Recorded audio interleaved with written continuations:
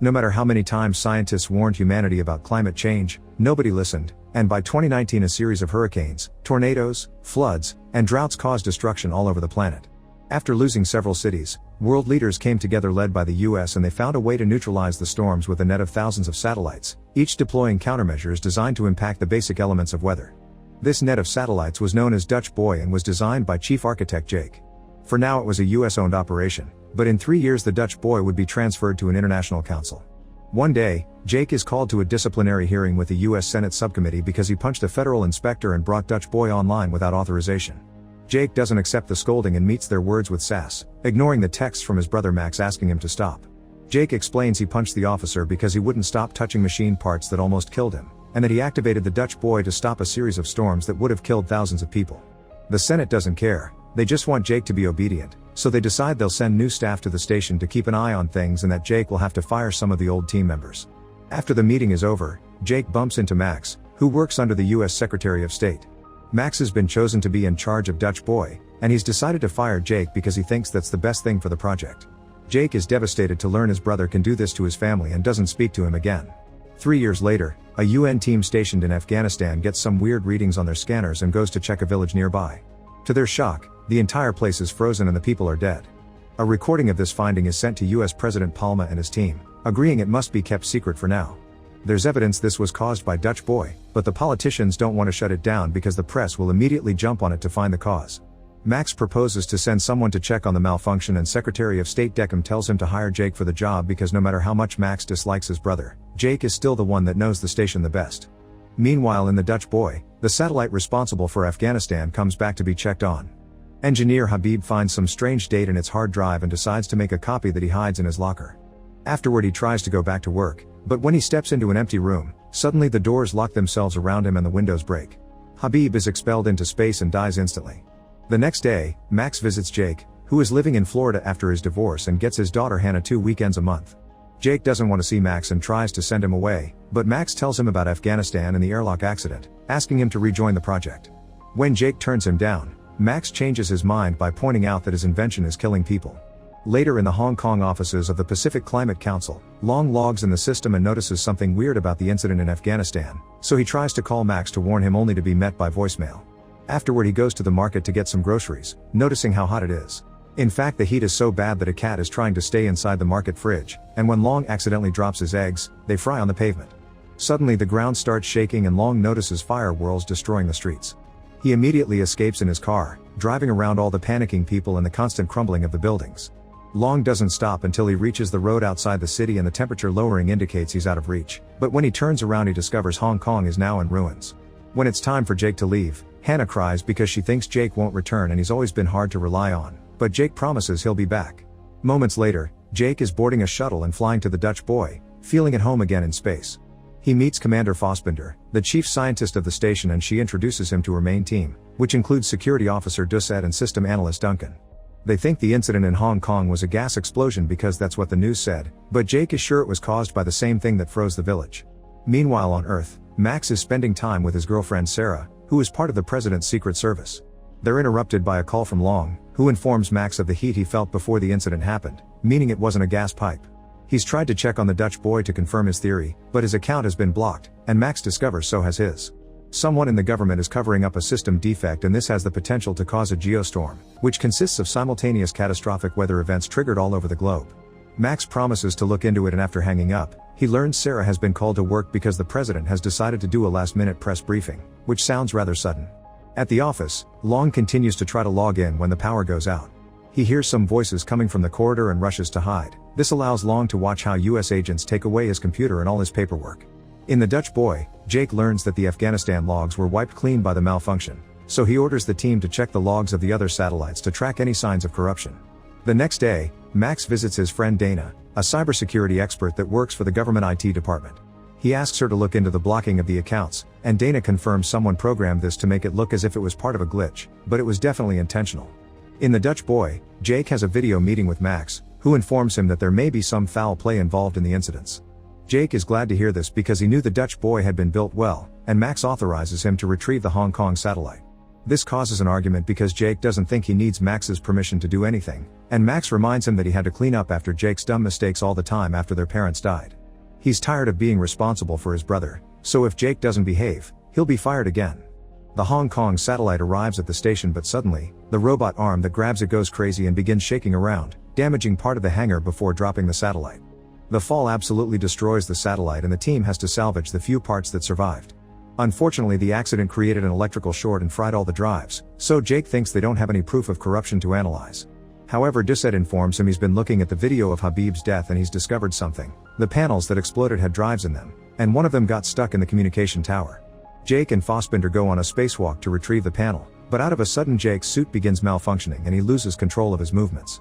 The shaking causes him to drop the panel and get hit against the station, so he ejects his jetpack and manages to hold onto a wire to avoid floating away. Moments later, Fassbinder brings him back inside, and Jake reveals he took the drive from the panel before he let go of it. When the team checks on them, Jake doesn't tell them about the drive because he's sure his suit was sabotaged by one of them. Afterward, he and Fassbinder investigate the drive and discover there are no signs of corruption, which confirms someone has been causing the so-called accidents on purpose. Jake tries to find the login information behind this programming, but he's locked out. In the meantime, Long arrives in DC and agrees to meet with Max and Sarah at a cafe. However, when Long is about to cross the street, he's pushed in front of a car and hit badly. The mysterious man escapes in his own car and Sarah tries to go after him, but she isn't fast enough. Max runs to Long's side and hears him say the word Zeus before he dies. A few hours later, Max gets a call from Jake and takes it because he says it's an emergency. However, Jake only wants to apologize for his behavior and reminds Max there's an unspoken code between brothers before telling the whole story of the day they went fishing with their dad. Max catches on to his intentions and rushes to see Dana to show her a recording of Jake's anecdote. Dana doesn't understand how it's an emergency and Max explains they never went fishing as kids, meaning Jake is trying to pass a message in code because he thinks he's being spied on. Max gives Dana the code they used as kids, and Dana puts together different minutes from the video to create the real message. Proof of sabotage at the highest level of government, trust no one. Next, Max asks Dana to look into Project Zeus, and Dana finds a file that is double encrypted in a White House security network, which isn't hackable. She needs the right credentials to break it. Moments later, Sarah returns home and sees signs someone has broken in. She takes out her gun only to discover it's Max and Dana, who don't want anyone to know they're there. Max asks Sarah for her credentials to steal the information, and at first Sarah refuses because it would be breaking her oath, but she changes her mind when Max points out that if he's asking for something so serious it's because it's extremely important. Back to the Dutch boy, Jake and Fassbinder check the security cameras and discover Habib hid something in his locker. However, when they check it out, they find the locker empty. Suddenly Doucette appears pointing his gun at them, and since he doesn't immediately kill them, Jake understands Doucette wants to find out who killed Habib too. After confirming they're all on the same side, Doucette confesses Habib's things are in a different locker. He explains he saw the security cameras too and said nothing because he thought the criminal would reveal themselves by coming to destroy the items. The trio opens the right locker and finds the copy of the drive, which reveals someone has put a virus in the station's system. Meanwhile, Sarah gives Dana her login information, allowing her to find the files on Project Zeus. She finds a series of simulations that end with geostorms, and Max realizes someone used those simulations to make the storms happen for real. Afterward, Max has a video call with Jake to inform him someone is weaponizing the Dutch boy to attack specific cities, and Jake confirms they're doing it through the virus. He wants to shut down the Dutch boy temporarily, that way a reboot can flush out the virus.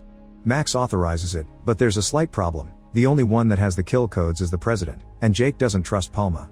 Only someone with power can block their accounts, and it's no coincidence that in 3 weeks the US must hand control of Dutch boy to the International Council.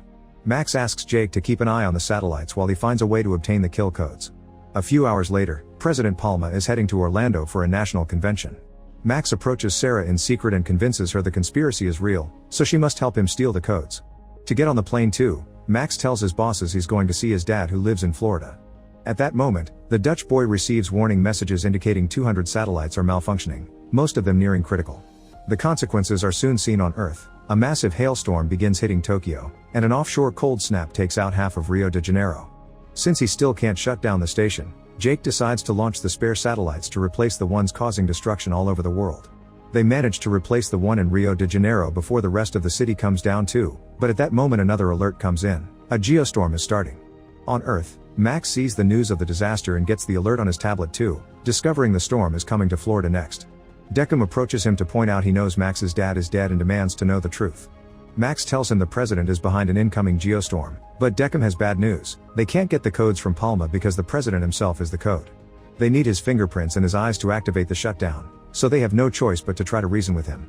At that moment, the Dutch boy crew is shocked to discover the station has initiated the self-destruct sequence on its own. They try to override the command, but they're locked out by the system, and Jake realizes the only one with the knowledge to do this is Duncan. As the station begins exploding one area at a time, Jake tells the crew to evacuate before going to confront Duncan. He finds him still on the computers and begins beating him up, but Duncan has a gun hidden under his desk and uses it to get Jake off him. Then Duncan admits he did put the virus in the system, and that he accepted the corrupt payment from the government because his software engineer's salary is laughable. He also confesses he wants to watch the world burn. Jake moves quickly to disarm Duncan and beat him up again, but Duncan retrieves the gun and in the struggle, he accidentally shoots at a window. Immediately Jake runs into another room and locks the door while Duncan is ejected into space. Back in Florida, Deckham takes Max into a special room saying they'll talk to the president there, but it's all a trap. It turns out Deckham is the actual bad guy and the president knows nothing, so he tries to shoot Max for knowing too much. Max manages to escape through a back door and meets with Sarah, letting her know that a storm will kill everyone here, meaning Deckham will get rid of all the presidential candidates in one go. He gave Max control of the Dutch boy and told him to hire Jake on purpose, thinking the brothers' constant fighting would stop them from seeing the truth. Their only solution is to kidnap the president, so Max goes to get a car ready while Sarah shoots in the air, pretending she saw someone in the public about to shoot Palma. Emergency protocols are put into place while Sarah and another bodyguard escort the president, but as soon as they're alone in a corridor, Sarah knocks out the bodyguard and makes Palma come with her to a self-driving car Max hijacked. While everyone in the station evacuates, the geostorm hits Earth. Tornadoes appear in Mumbai, a major heatwave strikes Moscow, and a mega tsunami slams into Dubai. A lightning storm hits Florida, and Max and Sarah manage to get the president out right before the stadium is destroyed. Deckham escapes just in time too and sends his men after Palma, who is being told the whole truth by Max. Sarah has to drive like crazy to dodge the lightning, the destroyed roads, and the shots coming from Deckham's men. There isn't much time left, so Sarah decides to drive backward to shoot at most of the men, then hits their car with hers. The car flips and explodes when it's hit by lightning. Nearby, Deckham gives his bodyguard a rocket launcher to shoot at the car with the president. The rocket hits its target and the car explodes, but suddenly Sarah appears behind Deckham and captures him. She used the self-driving system to make the car move and set up the trap for Deckham. Now the police are coming to arrest him. Deckham tries to tell Palma he did it to get rid of their enemies and that he doesn't see it as genocide, because science is just playing God anyway, and he thinks Jake would agree since he invented such a powerful machine in the first place. Hearing his brother getting insulted causes Max to punch Deckham. The news begins covering all the natural disasters and the lack of response from the Dutch boy, which worries Hannah. While the last shuttle leaves, Jake decides to stay in the station because the reboot must be done manually. Fassbinder tries to stay too, but Jake sends her away. Meanwhile, Palma is taken to the Kennedy Space Center and he immediately activates the kill codes. However, the self-destruct sequence can't be reversed, so the brothers have to say goodbye in tears. They reconcile after all these years, and Max promises to take care of Hannah. As the station continues to self-destruct, Jake runs to put on his astronaut suit and tries to reach the computer, but the door won't take his code. Fortunately, he's surprised to discover Fassbinder did stay behind and she knows an alternate way to leave. Together they reach the computer and manually do the rebooting. Fassbinder flushes out the virus while Jake shuts down the satellites, successfully stopping the geostorm. At that moment the room explodes, and Jake and Fassbinder are left floating outside. Jake watches his creation die and discovers there's a satellite left, so they let the explosion wave push them toward it. The duo manages to get inside, but then the station finishes destroying itself and NASA loses contact with them, thus they can't control the satellite to bring it back.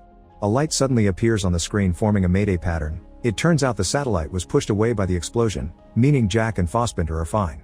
One of the evacuation shuttles goes back to pick them up, and a few hours later, everyone is safely back on Earth. Max reunites with Jake and they have their first hug in years.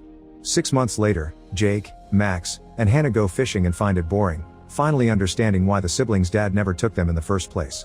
Jake will return to space in a week to build a new station and wants a last happy moment with his family, but he promises he'll be back. Make sure to subscribe and turn on notifications so you can watch more videos like this. Thanks for watching.